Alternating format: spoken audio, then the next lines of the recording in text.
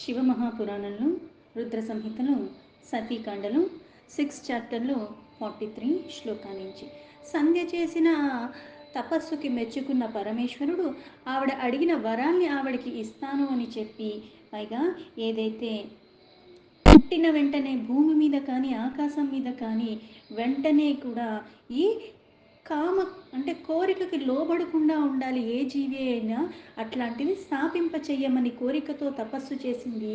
ఆ పరమాత్మని ప్రసన్నుని చేసుకుని ఆయన్ని అడగగా ఆయన ఆ వరమే ఇస్తాడు. ఆ వరం ఇవ్వటంతో పాటు ఉద్భవించిన ప్రతి ఒక్కరిలో కూడా 4 అవస్థలు ఉంటాయి అని చెప్పి, శిశువు, కౌమార, యవ్వనం, చివరిది వార్ధక్య అని చెప్పి, తృతీయే త్వతా సంప్రాప్తే వయోభాగే శరీరిణః సకామాః సయుర్ధీతి యాంతే భవిష్యతి క్వాచిత క్వచిత. అంటే శరీరధారి అయిన ప్రతి ఒక్కళ్ళు ఈ 4 అవస్థలు ఉంటాయి. అయితే ఈ 4 అవస్థల్లో కూడా 3వ అవస్థ అంటే యవ్వనానికి వచ్చిన తర్వాతే కోరిక అన్నది వస్తుంది. అయితే కొంత ప్రాణుల్లో మటుకు ఏదైతే బాల్య అవస్థ చివరి దశలో ఉండగా, అంటే ఇంకా యవ్వనంలోకి వెళ్ళే ముందే వాళ్ళకి అట్లాంటివి కూడా వస్తాయి అని కూడా చెప్పాను. తపసా తవ మర్యాద జగతి స్థాపితమయ ఉత్పన్న మాత్ర నాయత సకామాః స్యుః శరీరిణః.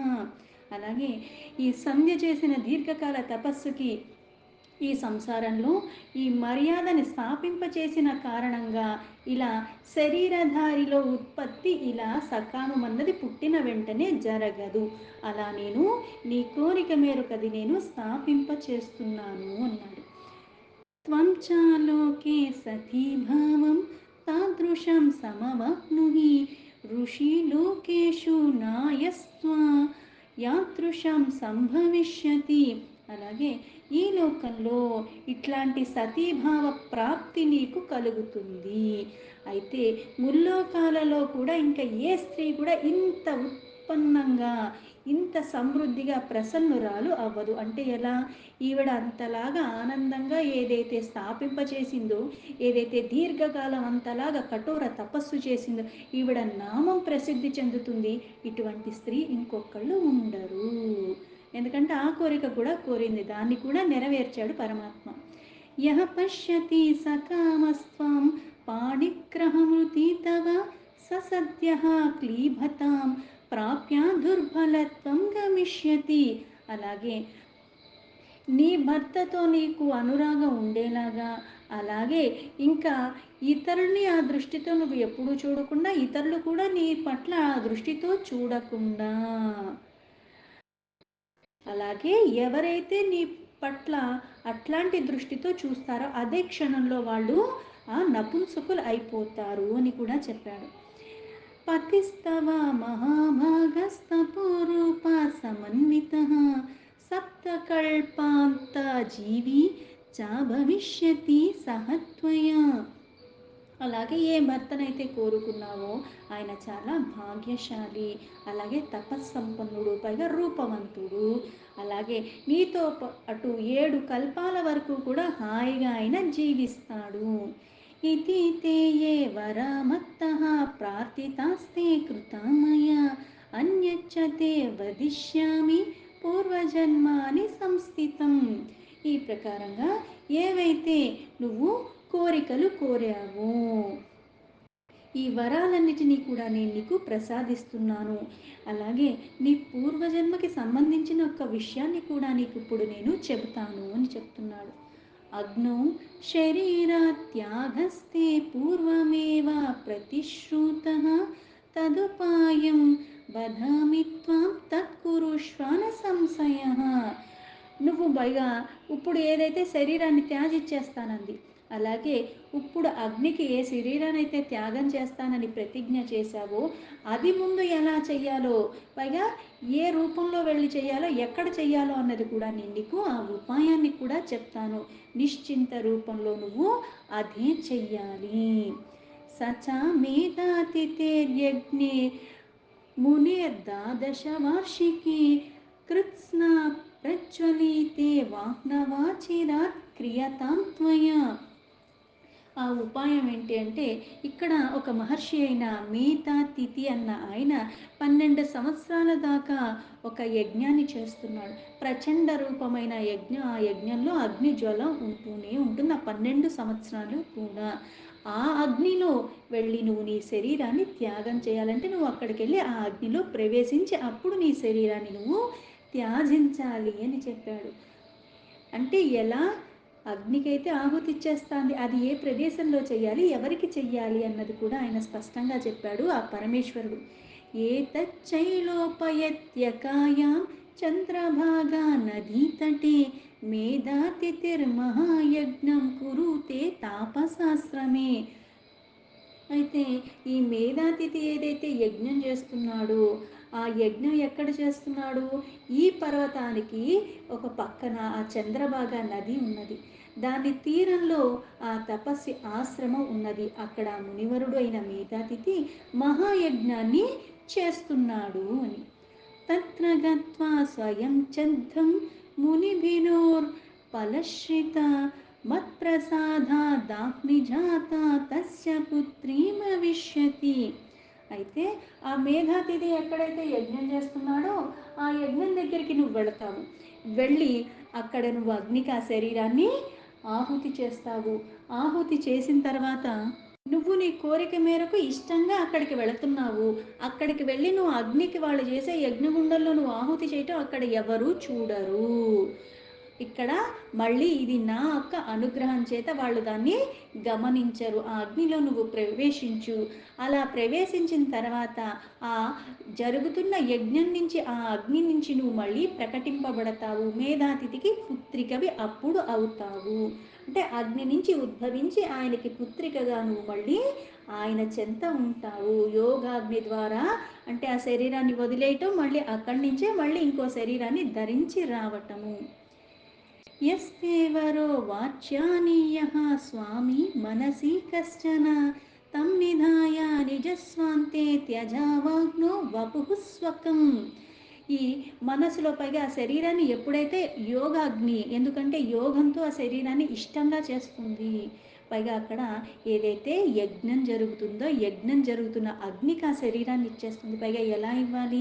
ఇష్టంగా ఇవ్వాలి. పైగా ఎవరినైతే భర్తగా అనుకుంటున్నావో ఆ మనస్సులో ఆ శ్రేష్టమైన వాడిని నువ్వు ఆ రూపాన్ని స్మరించుకుంటూ అలా ఇష్టంగా ఆ శరీరాన్ని వదిలేసే నీ అంతఃకరణలో ఆ రూపాన్ని అతన్ని భర్తగా భావించి ఆ శరీరాన్ని వదిలేసేయి అన్నాడు.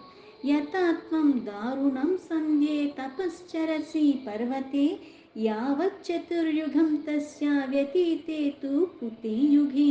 ఓ సంధ్య, నువ్వేదైతే ఈ పర్వతం దగ్గర 4 యుగాల దాకా ఘోరమైన ఆ తపస్సు చేశావో, కృతయుగంలో ఇక్కడ త్రేత అలాగే త్రేతాయుగంలో కూడా ప్రథమ భాగం వచ్చింది.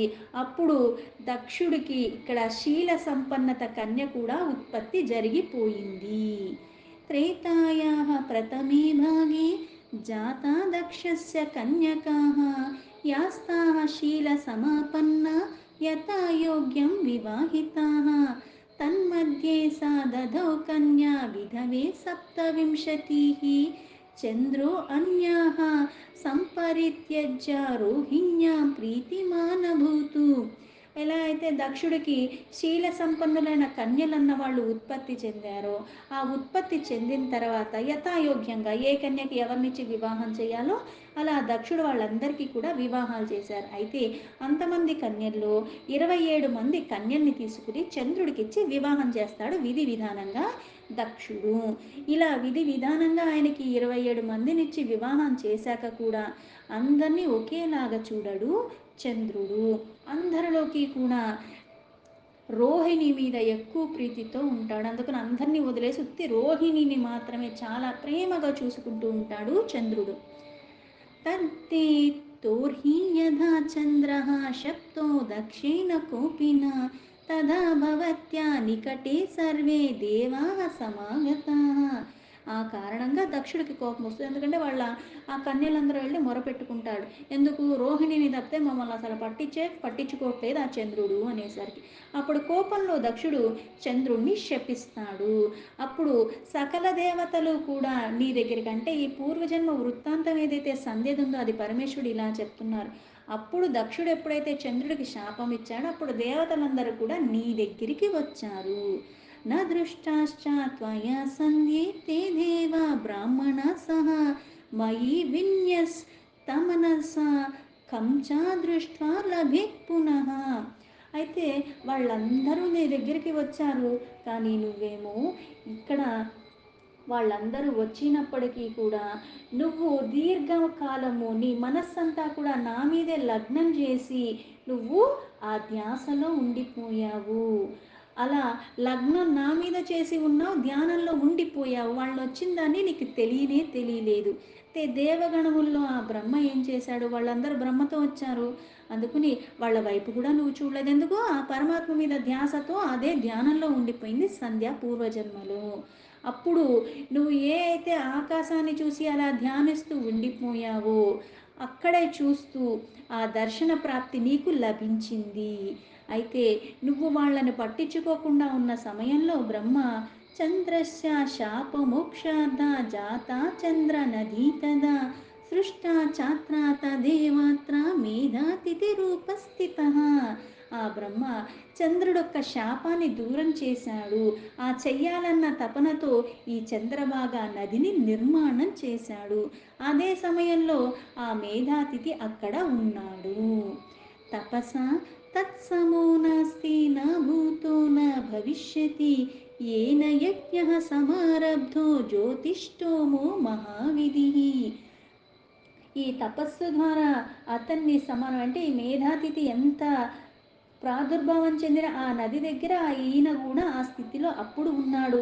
ఆయన ఎంత తపస్సంపన్నుడు అంటే అతనితో సమానమైన వారు ఇంకెవ్వరూ లేరు, భవిష్యత్ అందు కూడా ఉండలేరు.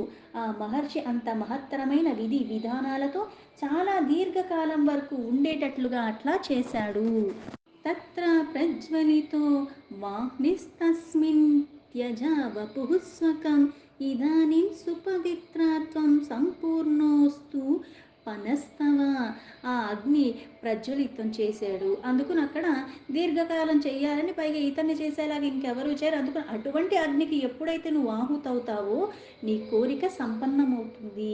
అందుకే అక్కడ వెళ్ళి ఆ అగ్నికి నీ శరీరాన్ని సమర్పించేసేయి అన్నాడు. ఆ సమయంలో నువ్వు చాలా పవిత్రురాలివి అయిపోతావు. నీ ప్రతిజ్ఞ కూడా పూర్ణమైపోతుంది. ఏదైతే స్థాపించి కానీ శరీరాన్ని వదలకూడదు అనుకున్నావు, ఆ వరాలు నువ్వు పొందావు, అది అలాగా స్థాపించిపోయి ఉంటుంది. అందుకు ఇప్పుడు నువ్వు ఈ శరీరాన్ని వదిలేయచ్చు అన్నాడు. ఏతన్మయా స్థాపితం స్వకార్యార్థ భూతపస్వని తత్కురుష్వ మహాభాగే యాహి యజ్ఞే మహామునేః కృత్వా హితం చ దేవశ్ తత్రేవాంతరధీయత. ఓ తపస్విని, నీ కార్యము సిద్ధించటానికే ఈ విధి కూడా నువ్వు ఏదైతే చెప్పావో అది కూడా స్థాపించబడింది. అందుకున్న మహాభాగ్య అంటే ఇక్కడ ఆ మహత్ కార్యానికి పూనుకున్నావు. అందుకే నీ శరీరాన్ని నీ కోరిక మేరకు నీ ప్రతిజ్ఞ మేరకు పరిత్యాజించే సమయము, అలాగే ఆ ప్రదేశాన్ని కూడా నీకు చెప్పాను, నువ్వు పవిత్రురాలివి అయిపోతావు. అట్లాగే నీ ప్రతిజ్ఞ కూడా పూర్ణమవుతుంది. ఇలా సంధ్యకి చెప్పిన తర్వాత ఇక్కడ హితాన్ని కూడా ఉపదేశించి ఆ ఇచ్చిన దేవేశ్వరుడు ఆ భగవానుడైన పరమేశ్వరుడు అక్కడి నుంచి అంతర్ధానం అయిపోయాడు. దీంతో శివమహాపురాణంలో రుద్ర సంహితలో సతీకాండలో 6th చాప్టర్ సంపూర్ణం.